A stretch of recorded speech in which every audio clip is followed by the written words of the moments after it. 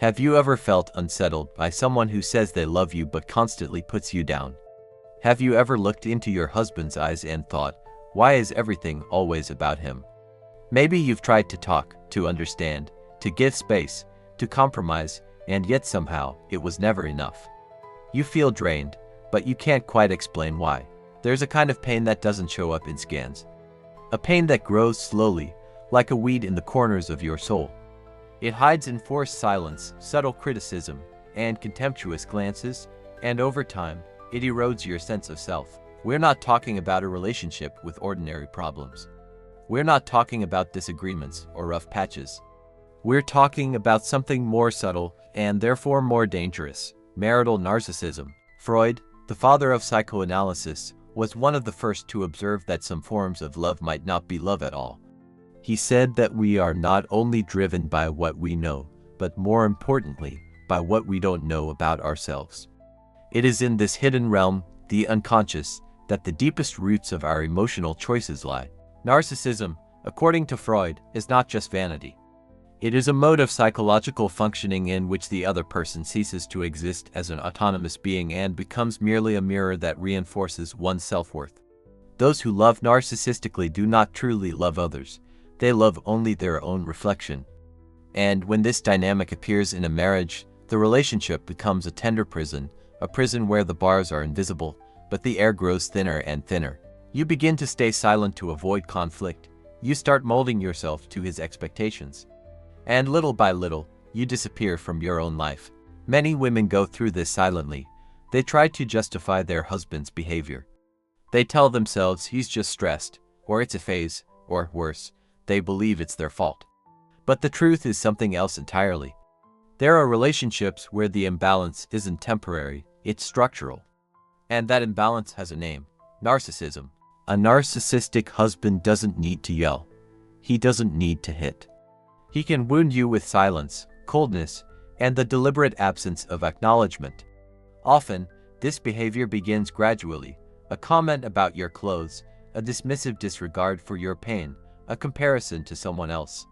And it continues until one day, you find yourself trying to be perfect for someone who will never be satisfied. In this video, we'll explore 7 signs of a narcissistic husband based on Freud's work and psychoanalytic research. This is not about blame, it's an invitation to clarity, because awareness is liberating. And because real love doesn't require applause or control. It requires presence, listening, and mutual respect. If you recognize yourself in some of these situations while watching, know that you are not alone. Thousands of women have been, or are, going through this. And the first step out of an emotional trap is to see it clearly. Freud said that awareness is a painful but necessary task.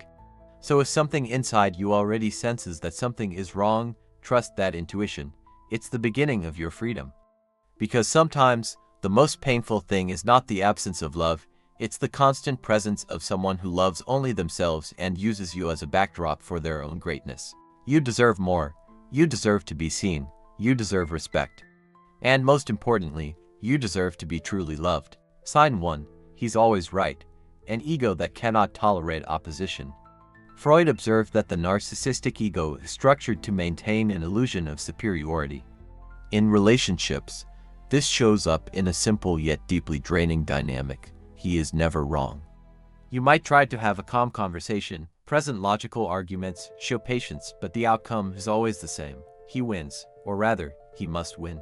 Even in the most trivial situations, a critique about how you clean the house, a comment about dinner, a disagreement on something he clearly knows little about, he still insists on being right. And he does this not only to stay in control of the conversation, but also to protect the grand image he has of himself. Freud called this ego defense. For a narcissist, admitting a mistake feels like facing a threat to their very identity. They don't see themselves as someone who can fail. They need to preserve an untouchable version of themselves, superior, more capable, more intelligent. That's why any disagreement feels like a personal attack. He's not reacting to what's being said, he's reacting to the wound that criticism opens in his pride. But the most damaging part isn't the argument itself. What hurts more is what this constant posture does to you. Over time, often without even realizing it, you start to withdraw. You stop sharing your opinions. You avoid speaking up, just to keep the peace. You already know that in the end, he'll find a way to blame you for everything. This kind of dynamic is more common than you might think, and it has a devastating impact on your self-esteem. You begin to doubt your own ideas. You stop trusting your perception of reality. And over time, you start to feel small, uncertain, as if you're always one step behind. Freud viewed this behavior as a form of unconscious defense against what he called psychic castration, a deep-rooted fear of losing power, worth, or recognition. For the narcissist, to yield is to be weak. To give in to someone else is to lose control of the narrative. So he attacks, he discredits. He imposes his version of the truth, as if it's the only one that exists. And that truth doesn't have to be consistent, it just has to silence you. In many cases, this rigid ego is wrapped in impressive eloquence. A narcissistic husband may come across as persuasive, articulate, even charming in public. But in the private space of home, he uses words as a tool of domination. He doesn't converse, he confronts. He turns every exchange of ideas into a competition. In the long run, this kind of behavior blocks mutual growth. Healthy relationships require the ability to listen, openness to mistakes, and a willingness to learn from one another. But with a partner who is always right, there's no space for shared building. There's only a monologue disguised as a dialogue. What's worse, they may even accuse you of being stubborn or difficult, even when you're simply trying to express your point of view. This reversal is a classic feature of narcissism. He flips the roles, making you seem irrational while maintaining the appearance of balance. Deep down, he's not afraid of your opinion.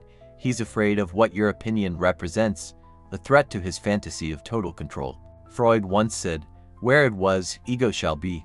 In other words, conscience must take the place of blind impulse. But in the narcissist, the ego refuses to mature.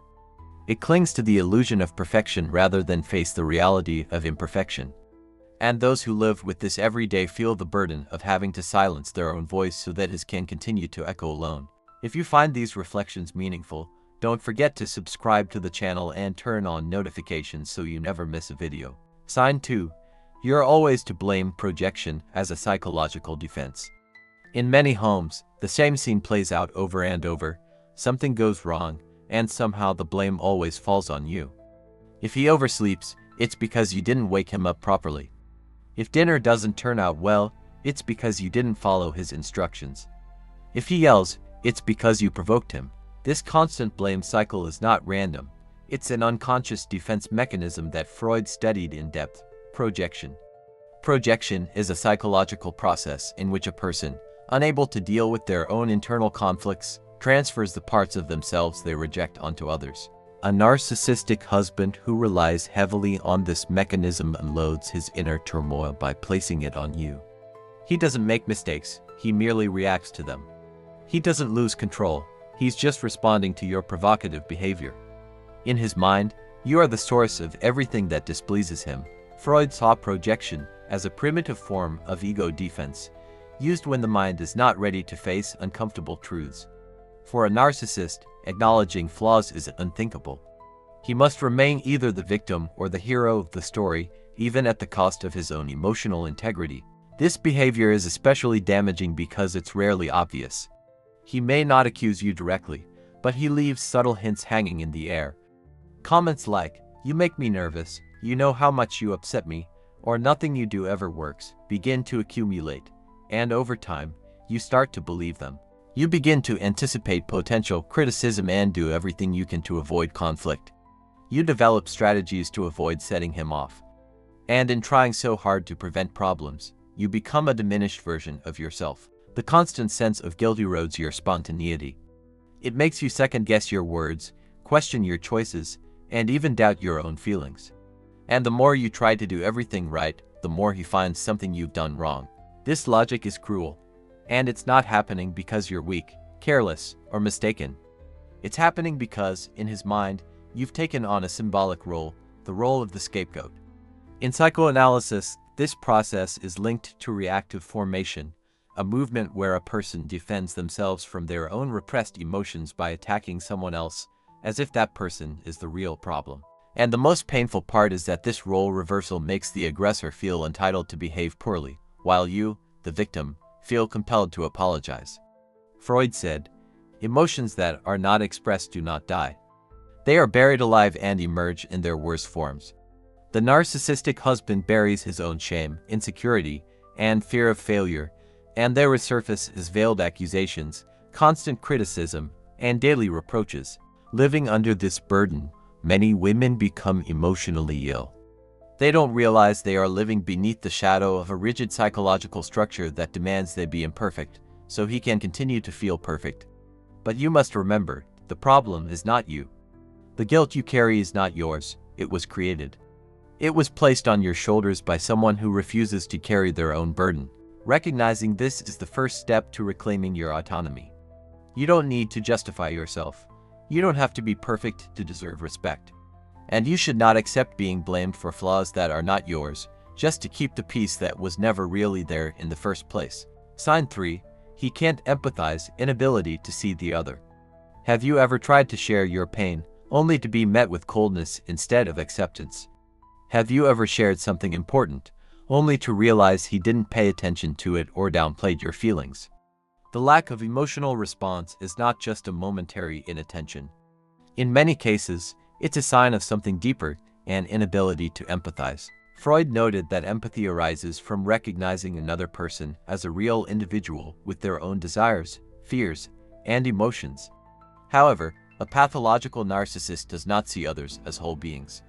They view people only as extensions of themselves, sources of pleasure, approval, or utility. That's why, when you suffer, they get angry. When you cry, they criticize. When you need support, they disappear, either emotionally or physically. Not because they don't understand what's happening, but because they cannot bear the thought that someone, other than them, might also need attention. From the perspective of Freudian theory, this behavior stems from a very primitive stage of psychological development, primary narcissism.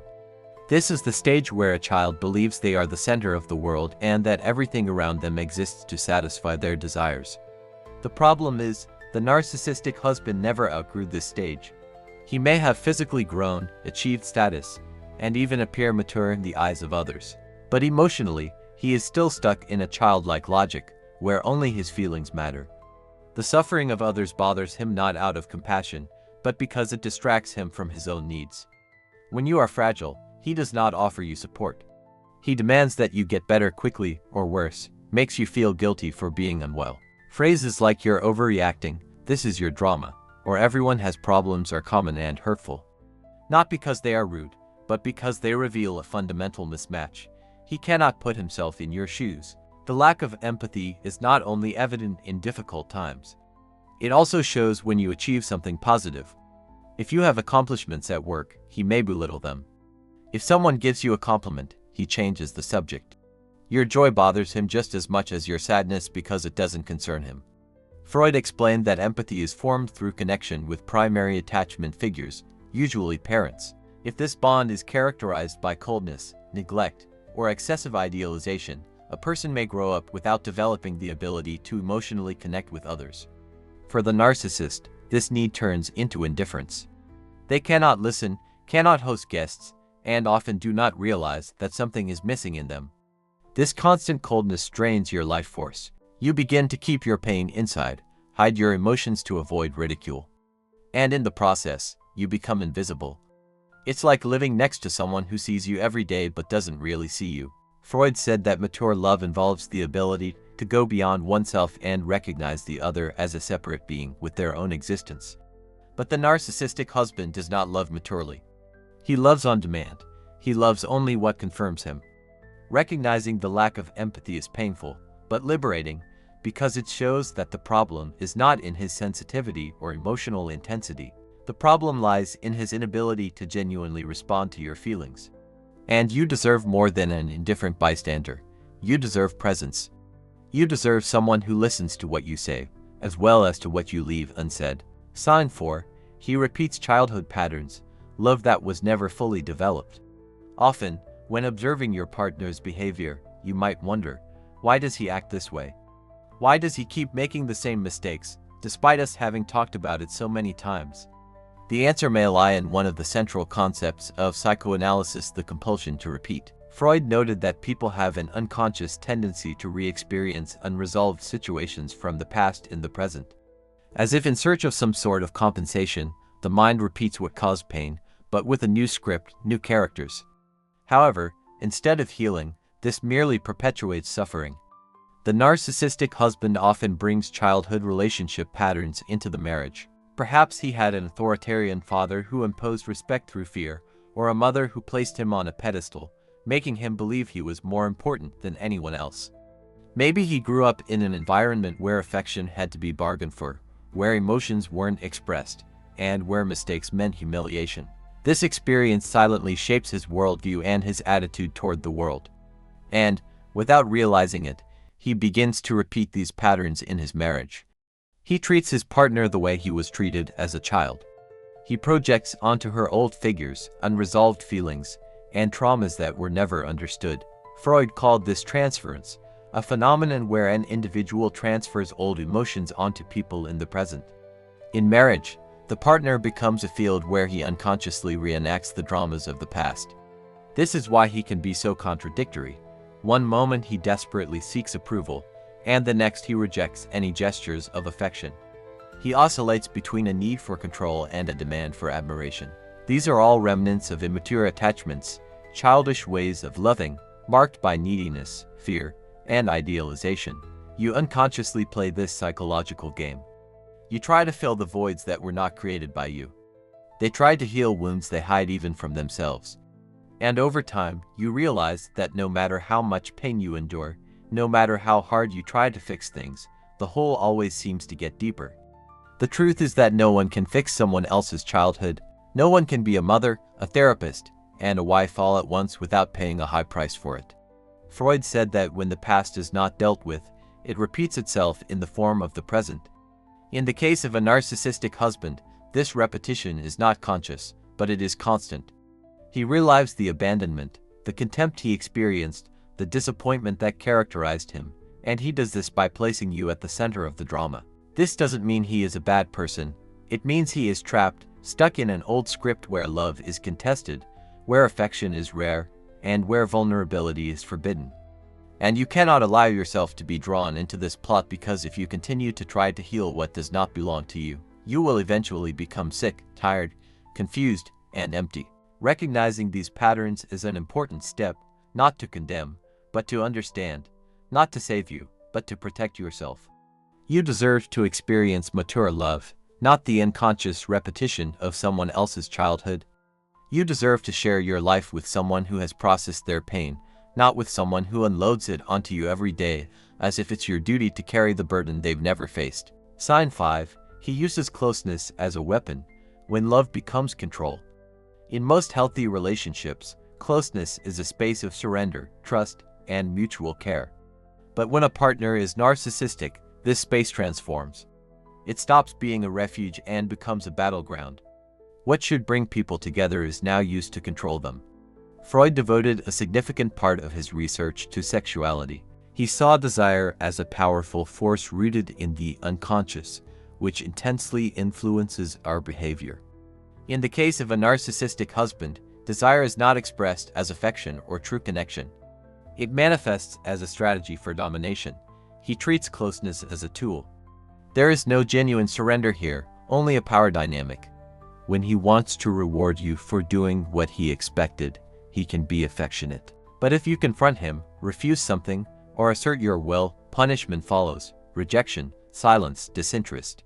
And this detachment, which may be temporary, becomes a message: I don't like you. Freud noted that the narcissist's desire is often not directed at another person, but at self-assertion. He is not seeking an emotional connection. He aims to strengthen his image of masculinity, power, or control. Even in the most intimate moments, everything revolves around affirming his own ego. This is reflected in small gestures or the lack of them. Touches cease to be affectionate and become demanding. Hugs that once comforted now seem conditioned by your behavior. A kiss that once signified affection becomes a currency to keep you emotionally controlled.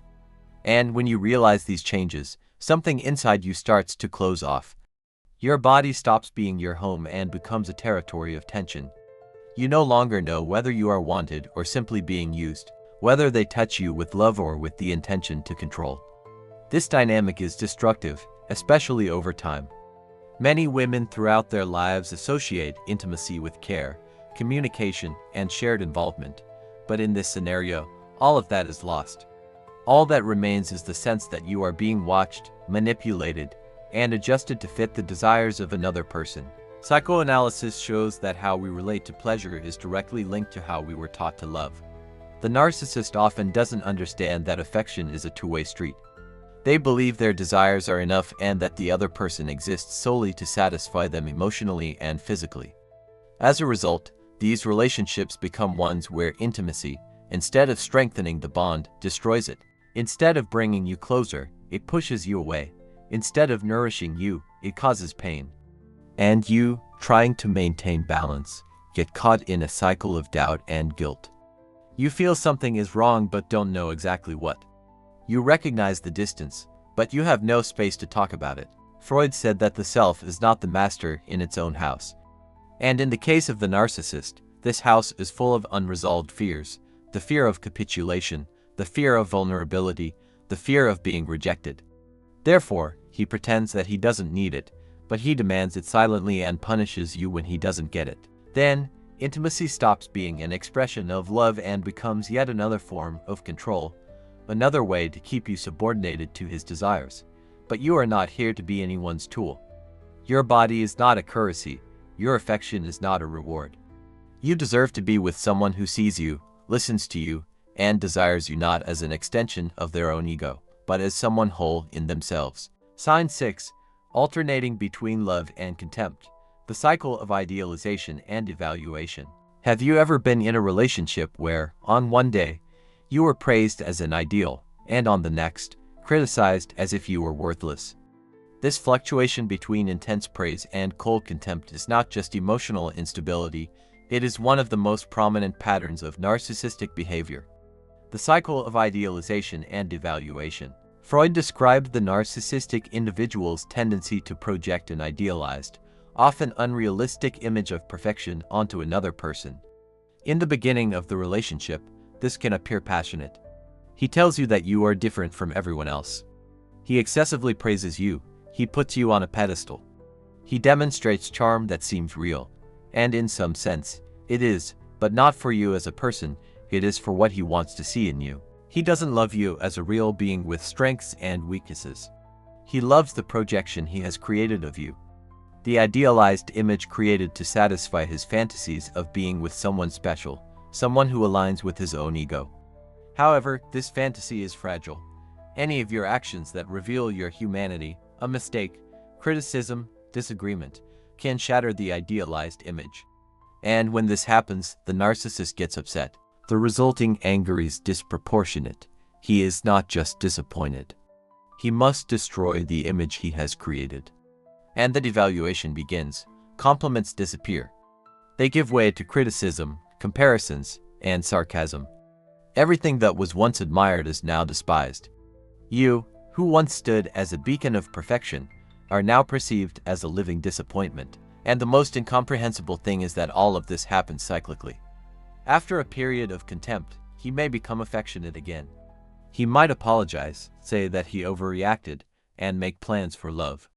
You might think that he has changed, but it's just a repetition of the same cycle. Freud linked this behavior to unresolved conflicts between love and hate in the unconscious. The narcissist, unable to perceive the other person as something complex and real, alternates between extremes. He either loves with an unreal intensity or rejects with ruthless coldness. These fluctuations have a deep impact on those who live with them. You never know which version of him you'll encounter. You are constantly on alert, trying to avoid a breaking point. You feel guilty when he leaves, and you feel confused when he comes back as if nothing happened. This dynamic is not only emotionally exhausting, it is dangerous because it puts you in a state of constant instability. You start measuring your words, gestures, emotions, fearing to trigger his cold, critical side. And the cruelest part is that you often believe that you are the one responsible for his change in behavior. You think that you did something wrong, that you stopped being the ideal woman he once admired. But the truth is, that ideal woman never existed. She was just a projection created to satisfy his emotional needs.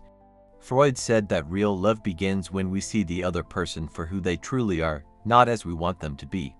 However, the narcissistic husband doesn't love genuinely. He admires the image he has created and gets angry when reality contradicts it. You don't have to live between extremes. You don't have to be an idol to feel loved, or be humiliated to be acknowledged. You deserve stable relationships, where affection and respect are continuous and constant. And most importantly, you deserve to be seen for who you are, with all your truths, flaws, and virtues. Sign 7. You fear loneliness but pretend to be self-sufficient. One of the most vivid images often created by a narcissistic husband is the image of strength. He presents himself as someone who doesn't need anyone. He says it is in his nature to take care of himself. He refuses help, dismisses advice, and despises displays of care. At the same time, he creates a facade of unwavering self-sufficiency. But Freud taught us to look beyond appearances. According to him, what a person tries to hide the most fiercely is precisely what they fear the most. Behind exaggerated self-confidence often lies a panic-driven fear of vulnerability. Behind an indifferent attitude lies a deep fear of abandonment. The narcissist refuses to acknowledge this fragility. They see it as weakness. Admitting they need another person would mean destroying the ideal image they've created of themselves, a picture of the invincible person. This is why, throughout the relationship, he behaves as if his partner is disposable, as if her presence is just a detail. He boasts about his independence. He says that if you leave, nothing will change. He even hints that other people could do the job better. But this is simply a poorly constructed defense, an attempt to maintain effective control. Freud called this behavior reaction formation, when a person unconsciously feels something but expresses the opposite as a defense mechanism. The narcissist fears being alone, but displays contempt for the idea that he needs company. He is afraid of being rejected, but preempts this fear by rejecting others first. This attitude prevents him from experiencing real connection. To truly be with someone, one must give up their armor. You have to understand that loving means risking loss. But for him, this risk is unbearable, so he doesn't allow himself to be emotionally dependent. He also cannot tolerate someone else being dependent on him. Therefore, he builds relationships in which no one supports each other, where there is coexistence but no collaboration, where there is physical presence but no emotional presence. Next to him, you feel unnecessary. You realize that your presence is tolerated, but not celebrated, that your absence will be ignored, not felt. But the moment you express your desire to leave or take a step back to protect yourself, his entire structure of self-sufficiency begins to collapse. Suddenly, he's in pain. He brings up everything he's done for you. He questions your loyalty. He tries to flip the situation with harsh words or subtle persuasion, and in some cases, makes promises he never intended to keep. This behavior reveals a hidden emotional dependency, a silent need to keep you close, not out of genuine love, but for selfish security. As long as you're nearby, he feels he's still in control, that his image is intact, that he remains someone admired, needed, and desired. Freud said that repressed emotions never die. They're merely buried and return later in uglier forms. The fear of loneliness is one of those emotions. It doesn't vanish with declarations of independence. It stays dormant, working behind the scenes of the relationship. The narcissistic husband doesn't want to be alone, but he doesn't know how to truly be with someone. He craves connection, yet rejects the conditions of real attachment: vulnerability, the ability to listen, mutuality. So he creates a relationship that revolves entirely around him, where he feels protected but never exposed. The other must be available, but never oppositional. And so, he lives in a cycle, pushing you away to protect himself, pulling you back to avoid being alone. This emotional back and forth exhausts those around him. You may have endured this for years. You need to know, it is not selfish to protect yourself from someone who claims to need no one, yet demands that you always be there. It is not cruel to walk away from someone who only allows closeness when they feel their control slipping. To love does not mean making yourself invisible so that someone else can feel safe. A relationship is not a stage for self-glorification. You do not exist to validate the fantasies of someone who refuses to recognize your humanity. You deserve someone who is not afraid to need you, and more than that, someone who has the courage to stand beside you with presence, truth, and surrender. Perhaps this journey has been painful, perhaps, as you listened to each signal, you remembered moments lived in silence. Words that still sting, days when you felt utterly alone, even when someone was physically beside you. But maybe, for the first time, you found the words for what you've always felt but didn't know how to explain, and that in itself is liberating. Freud said that the unconscious is not bound by time, and everything that is not made conscious will repeat itself. When we recognize patterns, when we name our wounds, we open the door to something new. Narcissism is not just a personality trait. It is a deep emotional structure shaped by old wounds, idealizations, and fears. It is a kind of affective blindness that prevents a person from truly relating to others. Everything revolves around maintaining an image. And to sustain that image, the other person becomes a backdrop, not a participant. Living beside such a person demands constant vigilance. You learn to measure your words, calculate your emotions, and hide your vulnerabilities. And over time, you lose your spontaneity. You sculpt yourself to fit into a space that was never meant to hold your wholeness. And the cruelest part is that you were often taught to call this love. You were taught to endure, to wait, to forgive always more than necessary. Because women of your generation were raised to uphold the home, even when their souls were falling apart. But today, here, you can allow yourself a new reading. This is not about blame or judgment. It's about acknowledgement, acknowledging that you tried, that you did everything you could, that you endured as much as humanly possible, and that despite it all, you stood your ground.